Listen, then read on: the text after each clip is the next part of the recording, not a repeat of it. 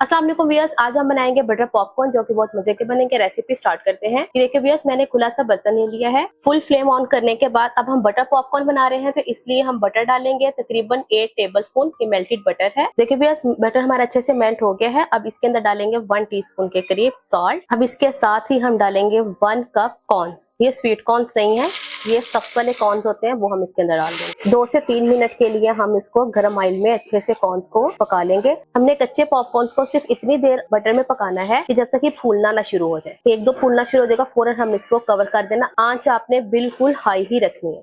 ऐसे आपने मुसलसल चम्मच हिलाना है ताकि हमारे पॉपकॉर्न एक तरफ से ज्यादा पक के काले ना हो जाए। देखिए व्यूअर्स, अब हमारे पॉपकॉर्न से फूटना शुरू हो गए हैं, तो हम इसको ढक्कन से कवर कर देंगे। जैसे ही पॉपकॉर्न फूटने की आवाज़ आना बंद हो जाएगी, तो इसका मतलब होगा कि हमारे पॉपकॉर्न बन गए हैं और हम चूल्हा बंद करके इसको निकाल लेंगे।